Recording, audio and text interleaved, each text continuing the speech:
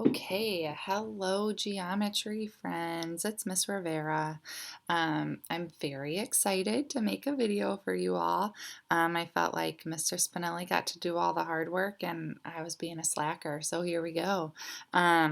First off, I miss you guys, even my Mr. Spinelli friends who I might not know. Still miss you. Hope you guys are doing well and staying healthy and enjoying a little bit of family time and free time. But we have already learned some area formulas, so that's what we're going to start with. I would encourage you all as you are going through this unit to be writing down any formulas. And maybe try to keep it all in one spot. So if you haven't started that, here you can start with this list and then add to it today. These are the four you've learned, okay? So first we did triangle. Remember that's the base times the height divided by 2. Mr. Spinelli might have done it as base, or sorry, 1/2 base times height. So you might have seen it that way as well. Okay, so pick one of those. I do not think you need to write both of them down. Okay, just pick whichever one you like the best. Okay, for your parallelogram, that one is just base times height. Okay, parallelogram area equals base times height. Your trapezoid is kind of a little longer. Okay, that's the one where you have to add the bases. So base 1 plus base 2. Okay, times the height. That's times, oh geez, times the height. Okay. Sorry, friends. This is my first time making a video with this. All over 2. Okay. If you want to do it the other way, we also did base 1 plus base 2 times height, and then you just take half of that. Okay, so you could also write it that way. Your rhombus and your kite, you had your diagonals. So remember that's D1 times D2 over 2, or if you like the 1/2 D1 times D2. Okay, so again, I would encourage you, I'll do that, to write those down for triangle, trapezoid, and rhombus and kite. Pick one of them. If you don't like the fraction, do the ones that are divided by 2. But try to get those all in one spot. Today, you guys are going to learn area of a polygon, so you can add that right after rhombus and kite. Okay, pause the video if you are still writing and then come back to it. Before you go on to the next thing, I'm going to have you guys do a quick little warm-up, okay? Just to see what we remember. So you have all those formulas in front of you. Take a second, pause the video, and do the warm-up. Okay, thank you for trying it. For your triangle, you should have gotten your height is 20 feet. Okay, I got that by doing a little working backwards. I know this is a triangle, so we said that was base times height divided by 2. I'm going to plug everything into that, okay? So the A is for area. There's my area. So I'm going to start with 370, okay? My base that's given to me here is 37. I have no idea what my height is. Okay, then I just have to solve that. Okay, we all know how to solve that. Opposite of dividing by 2. I'm going to multiply both sides by 2. That gets rid of that. Okay, so then I have 740 equals 37 times h. Again, 740 came from 2 times 370. And if I divide by 37, that's where I get the 20. That should be my answer right there. Okay. For number 2, I got A is 35 centimeters squared. There it is. Oopsies. Centimeters squared. okay? This is your trapezoid, so you're doing your bases added together. So 6 plus 8 times your height divided by 2. And that's where I got the 35. Okay, again, that's old stuff. Just checking to see if we still remember it. Your new formula, if only I could move down. There we go. Is area of a polygon. Remember we've talked about a polygon. Remember we talked about like a hexagon, heptagon, octagon, nonagon, all those, right? These are all going to be regular polygons, which mean all the sides, all the angles are the same. Okay, as long as the sides and angles are the same, we can use this formula.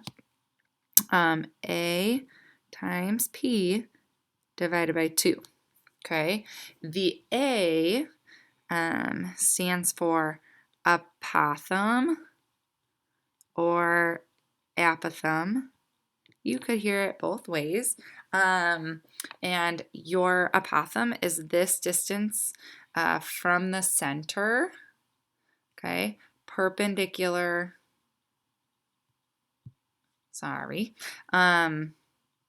it's from the center perpendicular to one of the sides, okay?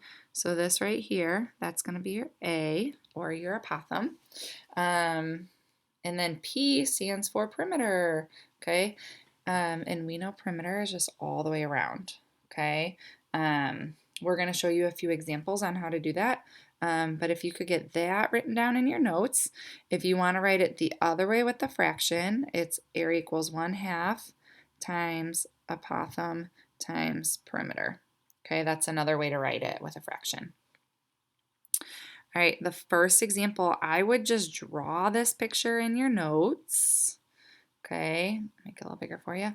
And then we'll talk about how to do it. I'm going to write this, A times P over 2. Okay, we're trying to find the area. Okay, the apothem, that's easy. It's given to you right here. That's apothem is 13. We don't know what the perimeter is. Okay, 18 is not the perimeter. 18 is just this one little part here. I need to know how far it is all the way around. Okay, so I'm going to change colors here on you. To find your perimeter, okay, we need to think about how long one side is. One side is 18. And multiply it by how many sides there are. There's 5 sides. Okay. Again, there's 5 sides, 1, 2, 3, 4, 5. If they're all 18, 18 times 5 will give me the perimeter all the way around of 90. Once I find the perimeter, I can plug that in to my little equation here. Divide by 2. Hopefully you all have your calculators. If not, Mr. Spinelli linked one that you could put on your Chromebooks. But this will be our answer. Area is always squared, okay? Here, I don't know why I struggle moving down. Here we go. There it is. Here's 2 more. If you want to try these on your own, you can. Pause it and then come back. But I encourage you guys always, as you're doing these, to write out the equation or the formula. So I'm going to do A times P over 2. Okay. I need to find the perimeter. So this is a triangle. 3 sides, 1, 2, 3, times one of the side lengths. There's the side length of 14. So if I multiply 3 times 14, my perimeter is 42. Okay. And then your apothem is already given to you. That's your A, your apothem. So I'm going to do 4 times 42 divided by 2. I'm going to have an area of 84 meters squared. There you go. Okay, over here, don't worry, the next one I'll try to make it a little harder, those of you who need a little more of a challenge. Your formula, apothem times perimeter divided by 2. Here's your apothem. Okay, perimeter we need to do some work to find. So there are 5 sides here. It's a pentagon. So I'm going to do 10 times 5 because 10 is one of my sides. My perimeter is going to be 50. And now I can plug everything in. The apothem is 6.9. Perimeter is 50. And then divide by 2. Okay, you can put that in your calculator. You get, oopsies. Okay. We're still good. Sorry. You get an area of 172.5 meters squared. Boom. There it is. Okay. That's really most of what we're giving you guys. We're not trying to get much more challenging than those problems, but this is one of those working backwards problems. Okay. Anytime we give you the area, okay, that means you're going to work backwards. Work backwards. Okay. Working backwards, you'll have to do just a little bit of algebra to solve. Again, I encourage you, we know this is a polygon, so I'm going to write this formula, A times P over 2. Okay, and then just plug in everything you know. Okay, so A, the big A, is area. Area is 30. Okay, the apothem, it says find the length of the apothem. We don't know what that is. Okay, and then the perimeter is 15. In the equation, I divide by 2. Then once it's all plugged in, now you just have to work backwards to find A. Okay, first step, multiply by 2.